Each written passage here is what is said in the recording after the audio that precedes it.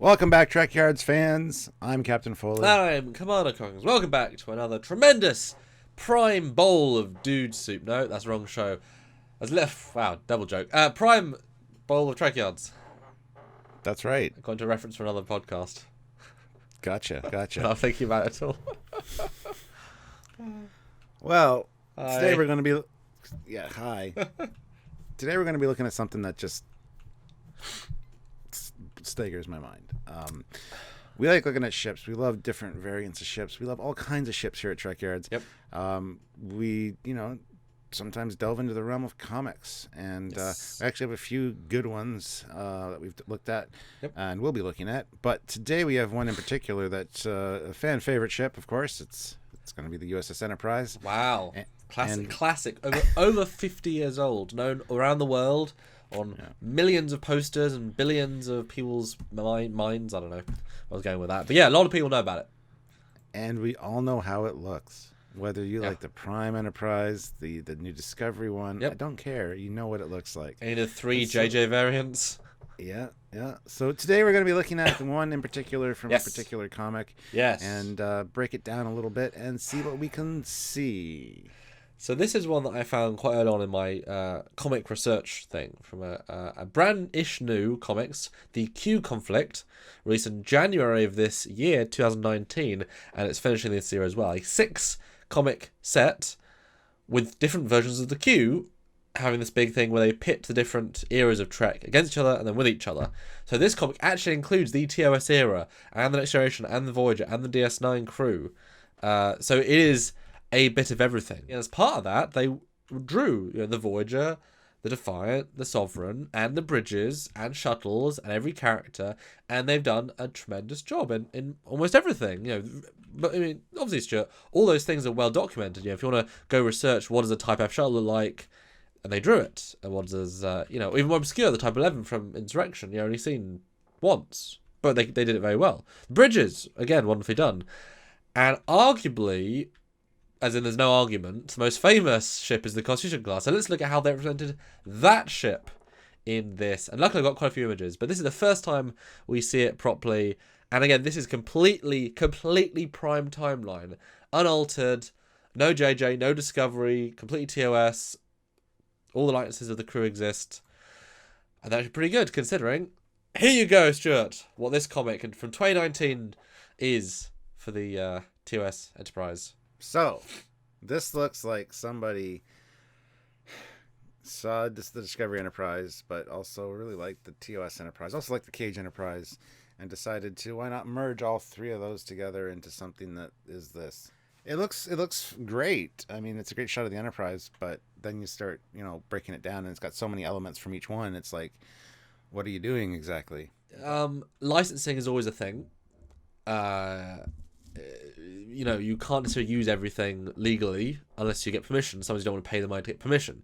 That's why, if you hear a famous song in a movie, they had to license that from a company, and so on and so on. So let's just go through the pictures quickly to see the different versions. Let's see if this comic book actually shows the Enterprise as the original, because they might just messed up one drawing that they rushed through, whatever. So the first picture, okay.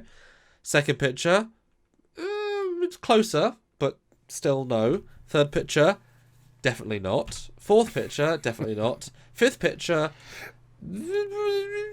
yes, pretty much. Fifth picture kind of got it. Kind of got it right there. I mean, not identical, but for the most part, they were just throwing things at the wall and hoping that one of them would stick visually, even though they're supposed to be the same ship throughout. I hate when comics do this, and they do it a lot. In one frame, the ship will look a certain way. The next frame will look... It's like it was done by a different, artist. Or they're just using different reference shots. They just looked up, Googled Enterprise and got a shot of the Discovery Enterprise from the top. So that's the one they used for the top. And then... anyway. I mean, you would assume you would hire people with a knowledge of Star Trek to draw Star Trek. Because otherwise the approval process would have to be even harsher, because obviously you've got to get it right. Now, what's funny, this picture 4, that Enterprise E is just a shot from the movie they did their own version of. And the Voyager is a shot I think Rob Bonshoon did. Trek Core, that picture's all over the place. other shots. So yeah, often they just use sketches. But if you go back from picture 5, picture 4, picture 3, picture 2, picture 1, they're all bloody different. They are. They're all different. So they didn't even. So basically, they screwed up quite badly, and considering you can see in picture 4, that is the Defiant E and Voyager. I mean, just the Defiant back looks a bit weird, but it's a comic. It's allowed to look a bit weird, but then the Enterprise is it's wrong. Let's go back to the first then. Give me your thoughts on how actually you think it does look. Like I said, it looks great. It actually looks like the Discovery Enterprise, but with the standard paint scheme. And there's a lot of elements you can see from the Discovery Enterprise. You got the ring of lights right above the registry. You got the long Excelsior type strip coming back from the BC deck all the way to the impulse drive. And of course, you got the slanted struts and very NX era kind of nacelle attachments or a Bizarre collector attachments with the spikes. I got to admit, the back, I do like the way they worked in those intercoolers, how they're not quite as far back. They're kind of more, I like that. I mean, it's a design choice, but I mean, so that's what I see. I see a nice blending of the Discovery Enterprise with the TOS. It's funny, I was obviously looking at this before the show, and the only thing that really sticks out to me is what on earth is the registry, the Enterprise, and then the ring of lights for the Discovery prize. Because they've added them, the whole thing squishes together and looks really badly non-designed. But there's no cutout in the hole to have those lights, so they look super redundant. That is the only thing I'd remove specifically as not even remotely making sense. This isn't the Discovery prize because, it hasn't got spikes. The Bassards are much closer. The bridge module is not at all the same. The registry is more correct.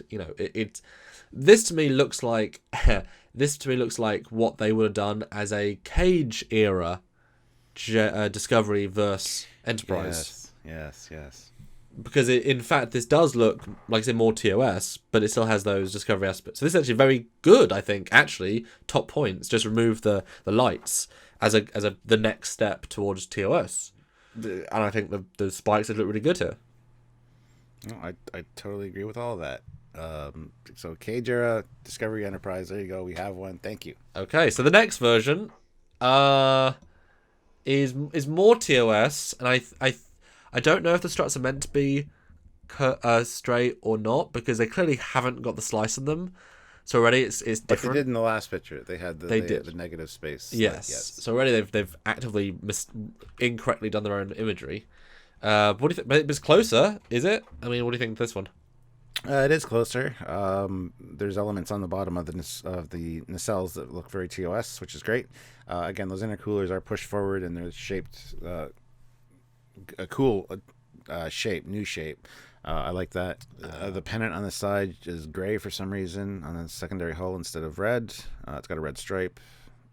What is with the registry placement on the? Oh my God, the registry placement on the bottom of the saucer just. My OCD brain is like, what are you doing? Anyway, they butchered the underside of the saucer, which, considering that's over half of what the ship is representing, they completely butchered it. It's embarrassing, honestly. It is, and the secondary hull has the more Discovery Enterprise shapes to it, bigger cutout and things like that. Yeah, but I kind of like the red. Big ass stripe. I don't think it makes any sense, but it's kind of cool and it kind of fits with the pennant on the nacelle. You know what this looks like? This looks like the Phase 2 early poster that we got.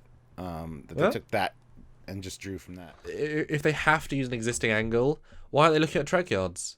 The amount of effing renders I do for free for those people, like they could have any ship from a lot of angles if they look at Trekyards. I'm just saying, not that I necessarily want to use all my work, but I've done enough Connie shots, guys. Seriously.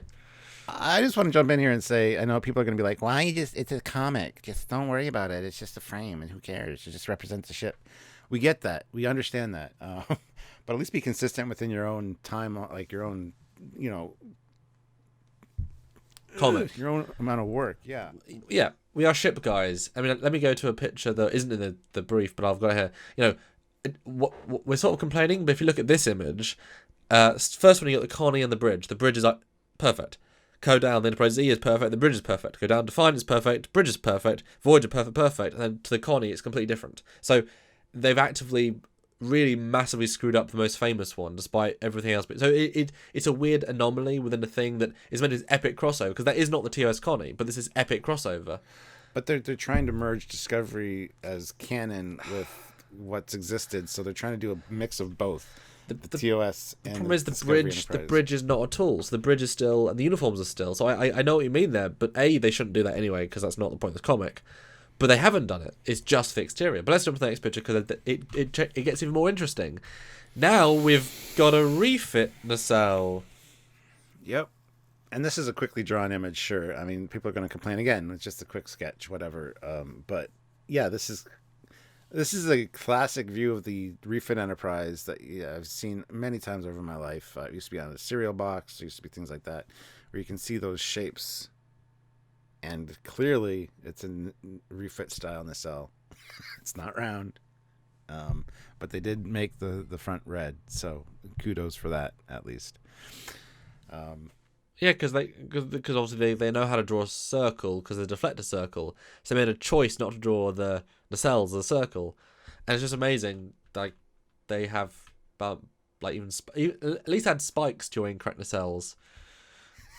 Yeah, they didn't even have the spike. Next picture though is the back. Clearly, basically the first picture, although now it's got a darker circle ring underneath the bridge, which the other one does not have. And the negative space is now gone from the nacelle, from the pylons, which are now just TOS/refit pylons. So it's changed again. Yeah, TOS style, but yet it's still slanted. Yeah, the shuttle bay is just crooked, but that's okay. It's also got the Discovery era, Enterprise impulse engines, and what kind of? They're not glowing though. So they don't even look like impulse engines. They look more. That's true.